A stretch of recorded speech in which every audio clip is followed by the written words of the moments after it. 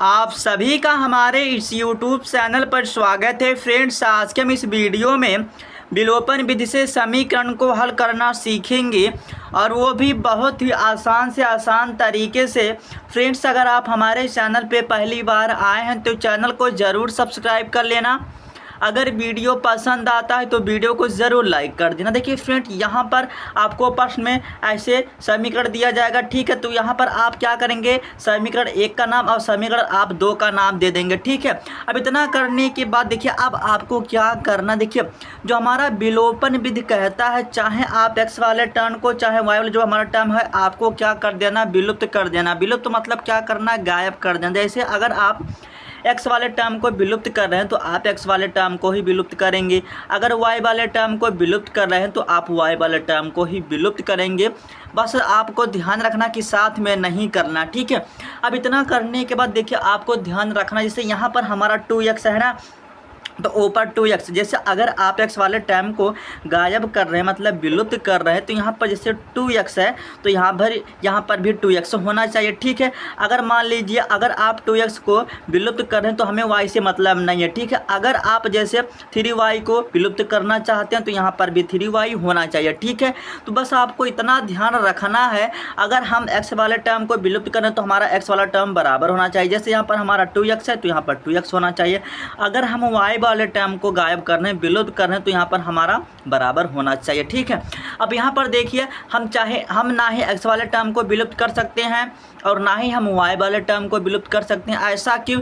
क्योंकि हम देख रहे हैं ना ही हमारा x वाला टर्म बराबर है और ना ही y वाला टर्म बराबर है। जब बराबर नहीं रहता तो हम क्या करते हैं, देखिए यहाँ से हम लिखेंगे हल, ठीक है। यहाँ पर हमने लिखा हल, तो यहाँ पर देखिए हम हल में क्या करेंगे, देखिए ये जो हमारा 2 है ना कि 2x, केवल आप 2 को उठाएंगे।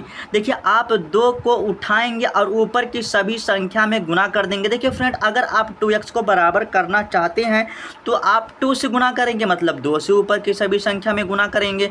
अगर आप 3y को -3y को बराबर करना चाहते हैं तो आप क्या करेंगे, 3 को उठाएंगे और ऊपर की सभी संख्या में गुना कर सकते हैं, ठीक है।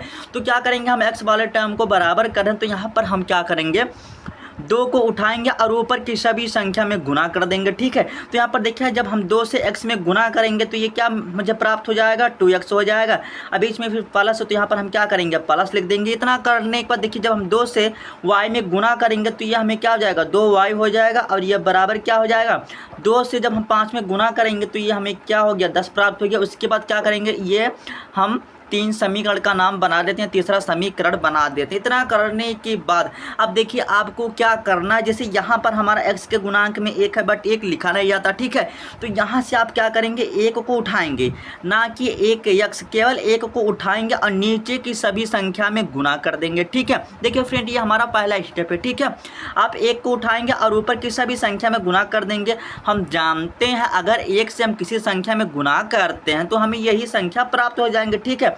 तो कहने का मतलब क्या होगा, हमारा 2x हो जाएगा, फिर यहाँ पर हमारा -3y हो जाएगा और बराबर 4 हो जाएगा। और इसको हम क्या करेंगे, चौथा समीकरण बना देंगे। इतना करने के बाद अब लिखना है फ्रेंड्स, समीकरण 3 में से समीकरण 4 को घटाने पर, या आप लिख सकते हैं समीकरण 3 व समीकरण 4 से, ठीक है। तो चलिए हम लिखते हैं समीकरण 3 व समीकरण 4 से। अब देखिए फ्रेंड्स, हमने लिख दिया समीकरण 3 व समीकरण 4 से, ठीक है। तो यहाँ पर देखिए हमारा क्या है, तीसरा समीकरण है, ये हमारा क्या है, चौथा समीकरण है, ठीक है।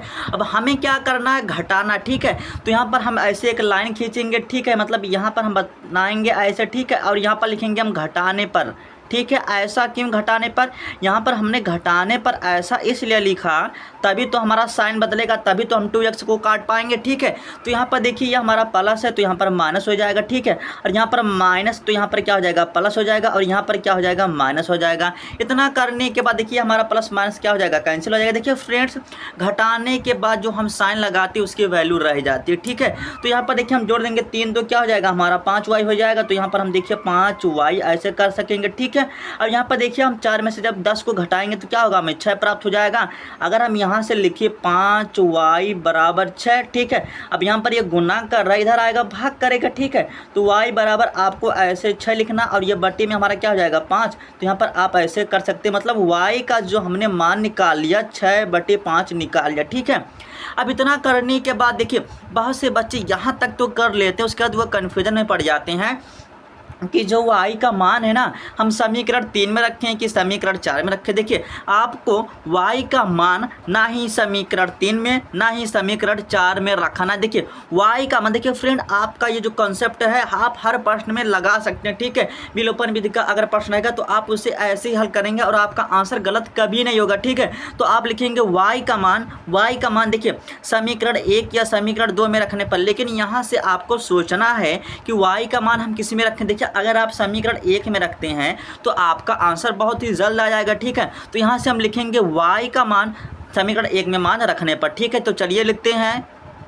तो देखिए फ्रेंड यहाँ पर हमने लिख दिया कि y का मान समीकरण 1 में मान रखने पर, देखिए ये हमारा समीकरण 1 है, ठीक है। तो यहाँ पर हमने समीकरण 1 को उतार लिया। अब यहाँ से देखिए हमने जो y का मान निकाला है ना, क्या निकाला है 6/5, बस उठा के यहीं पर रख देंगे, ठीक है। तो यहाँ पर हम क्या लिखेंगे, यहाँ पर हम लिखेंगे x लिखेंगे, अब प्लस लिखेंगे। अब y का मान हमने क्या निकाला 6/5, तो यहाँ पर हम लिख देंगे 6/5 हो जाएगा और ये बराबर क्या हो जाएगा 5 हो जाएगा। तो हम ऐसे 5 कर देंगे, ठीक है। अब यहाँ से देखिए x बराबर लिखेंगे, अब लिखेंगे हम बराबर 5। अब देखिए इसको हम इधर कर देंगे तो माइनस का 6 बटा क्या हो जाएगा 5 हो जाएगा। तो यहाँ पर हम 6/5 कर देंगे। देखिए फ्रेंड इतना करने के बाद देखिए यहाँ पर आपको बटे 1 करने की आवश्यकता नहीं। देखिए मैं आपको बहुत ही आसान तरीका बताऊंगा। देखिए आपको क्या करना, जो 5 है 5 में गुना कर दें। देखिए 5 में जब आप 5 में गुना करेंगे तो 25 आएगा। देखिए 5 से अगर आप 5 में गुना करेंगे तो 25 आएगा और 25 में से जब आप 6 को घटाएंगे तो आपको क्या मिलेगा 19 मिलेगा। तो आपको ऐसे 19 कर देना है और इसके बटा क्या है 5 हो जाएगा और यहाँ से x बराबर हमारा क्या निकल के आ गया 19/5 हो गया, ठीक है। यहाँ से आपने x का मान निकाल लिया और y का मान आपने क्या निकाला था, y का मान 6/5 निकाला, ठीक है। और ये आपका यही आंसर हो जाएगा, ठीक है। तो फ्रेंड मैं उम्मीद करता हूँ कि वीडियो आपको जरूर पसंद आएगा। पसंद आया तो लाइक कर देना, अगर चैनल पे नया है तो चैनल को जरूर सब्सक्राइब कर लेना।